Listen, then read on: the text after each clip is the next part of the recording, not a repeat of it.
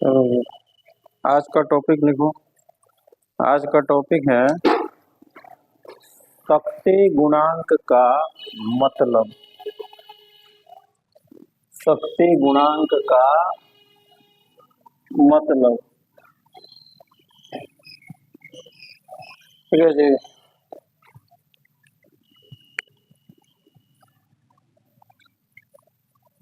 शक्ति गुणांक पढ़ाया था ना जी आपको।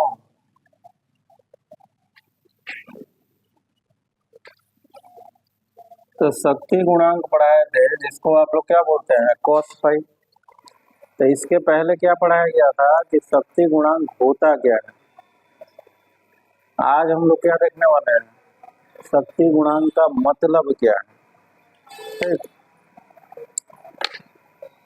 याद है जी शक्ति गुणांक क्या होता है। उसके अलावा आपको ये भी पढ़ा चुके हैं जी, अपरेंट पावर। कहाँ तक पढ़ाए थे, ये तो ना पढ़ाए थे, पावर लास्ट दिन पढ़ाए होंगे। आरएलसी में पावर पढ़ाया है ना जी। तो अपरेंट पावर का मतलब हमको बता दीजिए। अपरेंट पावर का क्या मतलब है जी। लास्ट डे आया था जी तुम, देखा तुम आया था लास्ट डे। हाँ तो ये पढ़ाई दिया जी। हाँ हाँ पढ़ाई दिया। अपरेंट पावर का क्या मतलब है जी, आभासी शक्ति का मतलब। आभासी शक्ति का मतलब है प्रतिरोध में शक्ति। तो आभासी शक्ति कितना पढ़ा है जी, ERMS इंटू IRMS। लेकिन इसका नाम आभासी शक्ति क्यों है जी, क्योंकि ये शक्ति हमको वास्तव में प्राप्त होता है कि नहीं होता है। नहीं होता है। क्यों नहीं होता है, क्योंकि ये कब होगा, जब सिर्फ लोड में क्या हो, R, और वास्तव में लोड में सिर्फ R का रहना संभव नहीं। R के साथ साथ L भी होगा और C भी होता है। तो आभासी शक्ति तो इतना होता है, तो हमको आभासी मिलेगा कि वास्तविक मिलता है। वास्तविक। और वास्तविक का मान कितना होता है, ERMS IRMS मतलब क्या, अपरेंट। इसका मतलब क्या है जी, पावर फैक्टर, शक्ति गुणा। यानी जो हमको वास्तव में पावर मिलता है वो दो चीज पे निर्भर है, एक तो आभासी शक्ति पे और एक पावर फैक्टर पे। अब पावर फैक्टर का मतलब क्या है जरा समझिए। मान लीजिए कि आभासी शक्ति 1000 वाट है, मतलब सिर्फ अगर घर में R होता और हमको कितना दिया जाता, 1000 वाट, और पावर फैक्टर कितना होता है जी, 1। तो दिया कितना गया जी, 1000, पावर फैक्टर कितना है जी, 1। तो जरा बताइए रियल पावर कितना मिलेगा। तो रियल पावर का क्या फॉर्मूला है जी, आभासी शक्ति गुना पावर फैक्टर। आभासी की जगह कितना रखेंगे, 1000, और पावर फैक्टर कितना है जी, 1। तो 1000 गुना 1 कितना हो जाएगा, 1000। मान लीजिए आभासी शक्ति 1000 वाट फिर हमको मिला, लेकिन हमारे घर का पावर फैक्टर इस बार कितना है, 0.8। तो इस फॉर्मूला में रखिए 1000 गुना 0.8, 800। मान लीजिए हमको फिर आभासी शक्ति कितना मिला जी, 1000 वाट, लेकिन हमारे घर का पावर फैक्टर कितना है। तो 1000 गुना 0.5 कितना, 500 वाट। तो आप इस कहानी से क्या सीखने को मिला जी, कि पावर फैक्टर जैसे जैसे कम है, जैसे जैसे कम हो रहा है, हमको कौन सा शक्ति मिलता है, अपरेंट वाला कि रियल वाला, रियल वाला। तो पावर फैक्टर जैसे जैसे कम हो रहा है, हमको शक्ति जो मिल रही है वो कम मिल रही है, कि जितना मिलना चाहिए उतना मिल रहा है, कि ज्यादा मिल रहा है, कम मिल रहा है। जैसे 1 था तो 1000 दिए थे, 1000 मिला, यानी कि वेस्ट कितना हुआ, बर्बाद कितना हुआ। वेस्ट का मतलब क्या है, बर्बाद। तो बर्बाद कितना हुआ, 0। पावर फैक्टर थोड़ा सा कम हुआ, तो बर्बादी देखिए कितना हो गया। भाई हमको दिया गया था 1000, लेकिन मिला कितना, तो इसका जिम्मेदार यही ना है। तो बर्बाद यहाँ कितना हुआ, 200। पावर फैक्टर 0.5 है, हमको दिया कितना गया था, 1000, लेकिन मिला कितना, तो बर्बाद कितना हुआ, तो आप बताइए शक्ति गुणांक का मान ज्यादा रहना ठीक है कि कम रहना ठीक है? जल्दी बोलो। ज्यादा रहना ठीक है। ज्यादा रहने से क्या फायदा है जी?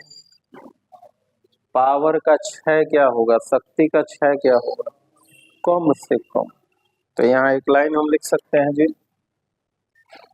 पावर फैक्टर जितना ज्यादा होगा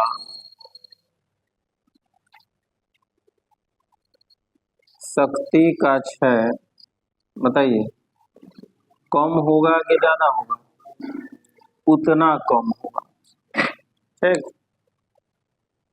अब देखिए, दुनिया में ऐसा कोई मशीन नहीं बना है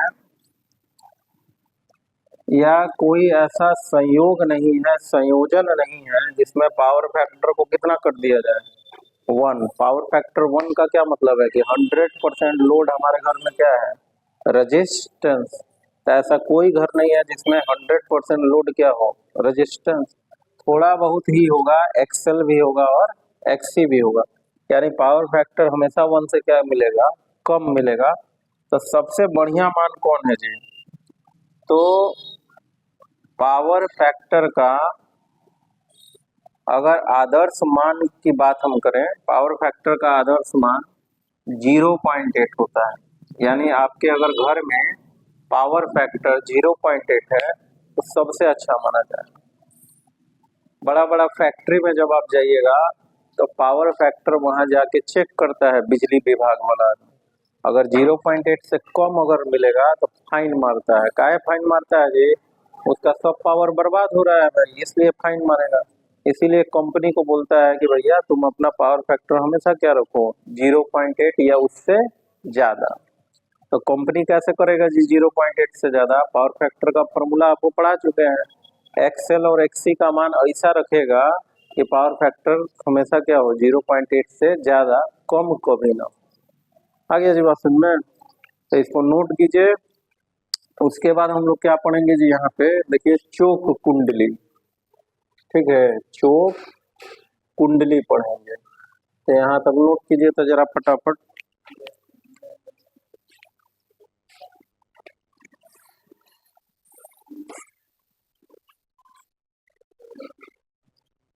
अगला टॉपिक देखो, चोक कुंडली। पहले इसके बारे में हम लिख देते हैं, इसके बाद समझने का काम करेंगे। चोक कुंडली के बारे में, चोक कुंडली एक ऐसी युक्ति है,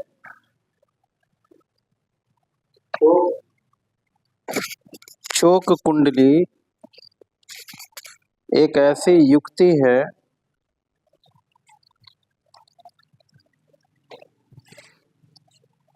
जिसकी मदद से, एक ऐसी युक्ति है जिसकी मदद से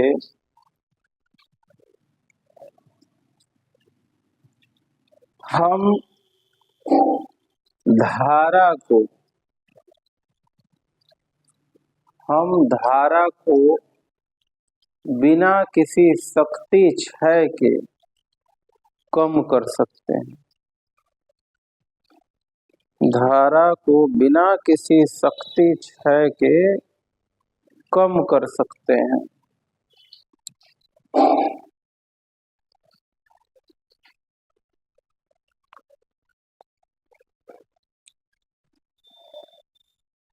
इसका उपयोग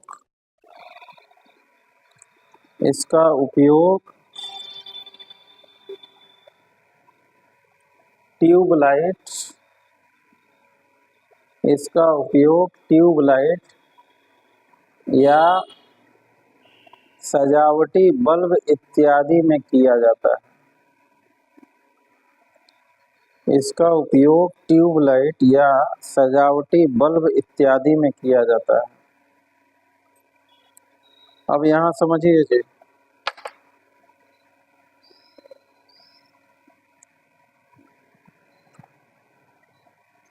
यहाँ पे देखिए, एक लाइन और जोड़ लीजिए देखने से पहले।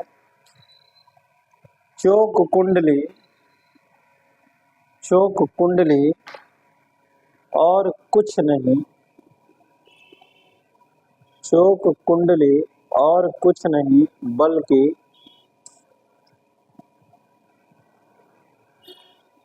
अल्पतम प्रतिरोध के साथ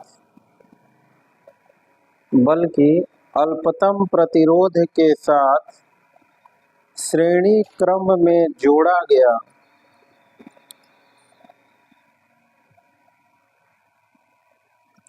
अल्पतम प्रतिरोध के साथ श्रेणी क्रम में जोड़ा गया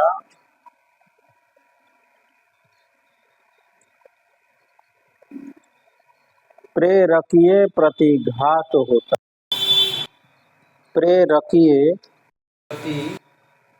घात बोलते हैं कि बाधा। एक्सेल का क्या हिंदी पढ़ाते हैं? प्रतिबाधा। हाँ, तो क्या लिखिएगा? अल्पतम प्रतिरोध के साथ श्रेणी क्रम में जोड़ा गया प्रेरकीय प्रतिबाधा होती है। प्रेरकीय प्रतिबाधा होती है। अब देखिए जी, यहाँ समझिए जरा। मान लीजिए ये ट्यूबलाइट है। ट्यूबलाइट या सजावट वाला बल्ब देखे होंगे आप होटल वगैरह में, पीला पीला वाला। उस बल्ब में अगर ज्यादा अगर करंट घुसा तो क्या होगा? फ्यूज हो जाएगा। तो कम करंट से नहीं है दिक्कत किससे है जी? ज्यादा करंट से। यानी इसमें ज्यादा करंट घुसे तो ठीक है कि कम घुसे तो ठीक है? बोलो। कम घुसे ठीक है, ज्यादा घुसेगा तो दिक्कत है। तो करंट को ज्यादा घुसने से अगर हमको बचाना है तो साधारण आदमी क्या करेगा बताओ? क्या चीज जोड़ देगा जी इसमें? रेजिस्टेंस लिया के जोड़ देगा मैं। क्योंकि आपको बचपन से पढ़े हैं कि रेजिस्टेंस जो है करंट का क्या करती है? विरोध। तो अब जो करंट इसमें जाएगा तो रेजिस्टेंस हुआ जितना भेजे हैं उतना ही जाने देगा कि कम करके जाने देगा? कम करके जाने देगा। लेकिन इस प्रक्रिया में एक दिक्कत ये है कि रेजिस्टेंस में पावर 0 होता है या कुछ होता है। देखो पढ़ाए थे ना, पावर कहाँ कहाँ 0 होता है? एक्सएल में और एक्ससी में। रेजिस्टेंस में कितना पावर होता है? ERMS into IRMS। तो यहाँ आपका पावर है या नहीं है? रेजिस्टेंस में पावर होता है कि नहीं होता है? होता है। तो आप करंट तो कम कर दिए थे, आपने करंट कम कर दिया, लेकिन यहाँ पे करंट तो कम हो गया जी, लेकिन यहाँ कुछ पावर में भी तो क्षय हुआ। तो आपने करंट कम कर लिया लेकिन शक्ति इसमें खर्च हुआ कि नहीं हुआ? शक्ति खर्च हुआ तो शक्ति का बिल भी तो देना होगा जी आपको, विभाग को।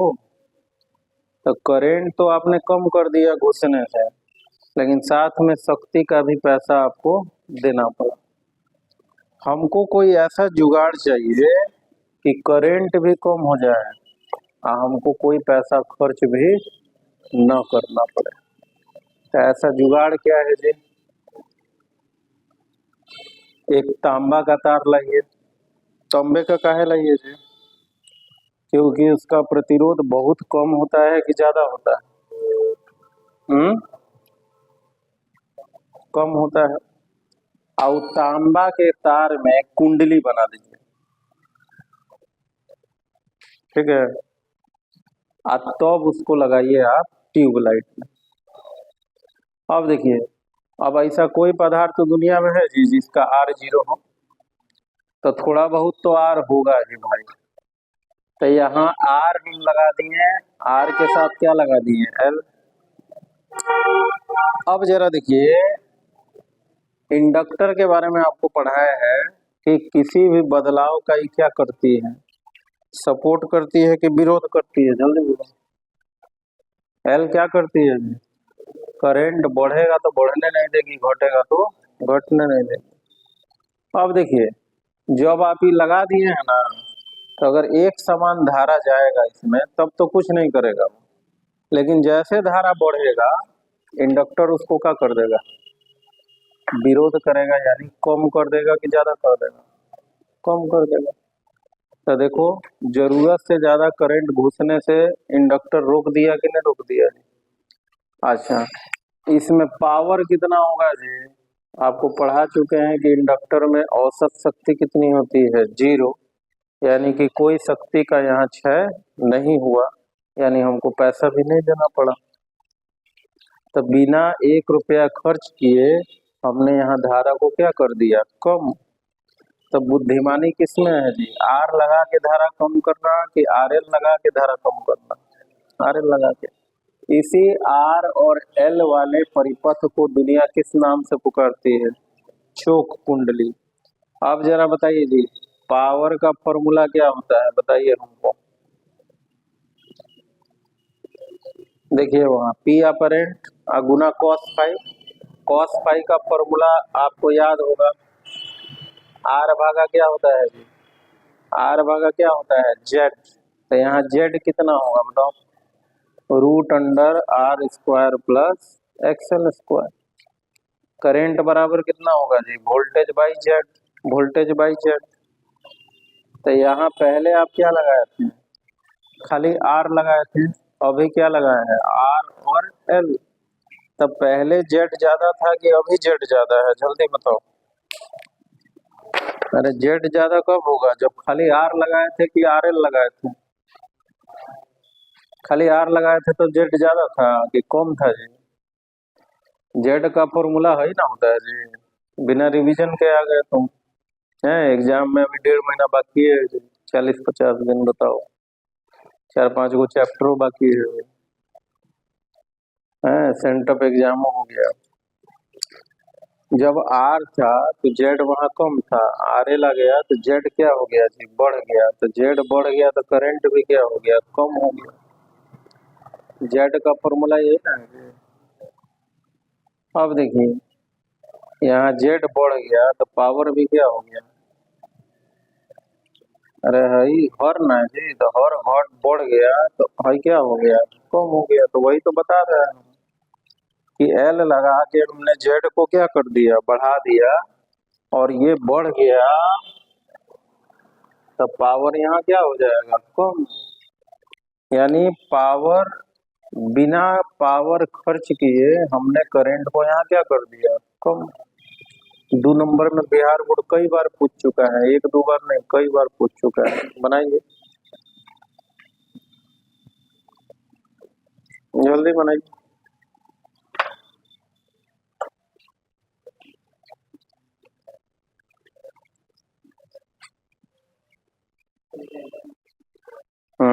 दिया था, शक्तिहीन धारा। लिखिए जी, अगला टॉपिक लिखिए, शक्तिहीन धारा। देखिए, नाम से ही स्पष्ट है जी। आप जरा बताइए, ऐसा कोई धारा है जी जो 0 शक्ति उत्पन्न किया हो, नहीं है। एक्सेल में शक्ति कितना था जी, 0। XC में भी शक्ति कितना था। तो भाई जो इंडक्टर और कैपेसिटर में जो धारा गया, वो इंडक्टर और कैपेसिटर में कितना शक्ति उत्पन्न किया, 0। इसलिए इसका क्या नाम रखेंगे, शक्तिहीन धारा, बात खत्म। तो लिखिए 2 लाइन, ऐसी धारा, ऐसी धारा जिसके कारण शून्य शक्ति प्राप्त हो, ऐसी धारा जिसके कारण शून्य शक्ति प्राप्त हो, जैसे इंडक्टर तथा कैपेसिटर में, जैसे इंडक्टर तथा कैपेसिटर में प्रवाहित धारा, इंडक्टर तथा कैपेसिटर में प्रवाहित धारा शक्तिहीन धारा कहलाती है। प्रवाहित धारा शक्तिहीन धारा कहलाती है। अब जरा यहाँ देखिए जी, थोड़ा इसको और बृहत, आज सब 2 नंबर वाला बताया जी। ये भी 2 नंबरिया क्वेश्चन था। शक्ति गुणांक का अर्थ भी 2 नंबरिया है, इहो 2 नंबरिया है। क्या देखिए, मान लीजिए ये वोल्टेज है और मान लीजिए ये क्या है जी, करंट है और इनके बीच फेज कितना है जी, आई। तो ये बताइए कि ये जो करंट है, ये जो करंट है वो वोल्टेज के दिशा में है कि वोल्टेज के लंबवत दिशा में है कि दोनों के बीच में है? दोनों के बीच में है। तो इस धारा का मान यहाँ कितना मिलेगा जी, आई कॉस फाई। आई इस धारा का मान यहाँ कितना मिलेगा जी, आई साइन फाई। तो बता रही है जी समझ में। अब जरा बताइए, कैपेसिटर में और इंडक्टर में वोल्टेज और करंट के बीच कितना डिग्री का कोण होता है, 90। इसीलिए उसमें शक्ति कितना मिल रहा है, 0। तो आप जरा यहाँ दिमाग लगाइए कि कौन सा, यहाँ 2 धारा दिख रहा है ना जी, धारा तो 1 था, 2 में तोड़ दिए, तब 2 दिख रहा है, ये खत्म। तो आप जरा बताइए कि आई कॉस फाई वाला धारा शक्ति पैदा करेगा कि आई साइन फाई वाला धारा शक्ति पैदा करेगा? आई कॉस फाई वाला करेगा, आई साइन वाला नहीं करेगा। क्या है, क्योंकि वोल्टेज से कितना डिग्री पे है, 90। और इंडक्टर और कैपेसिटर में भी करंट वोल्टेज से कितना डिग्री पे था, 90। तो वोल्टेज से करंट जब जब 90 डिग्री पे होगा, शक्ति कितना प्रोड्यूस होगा, 0।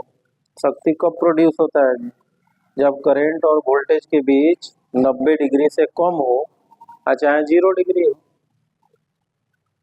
तो यहाँ अगर आपसे हम पूछें कि शक्तिहीन धारा कौन है, बताइए,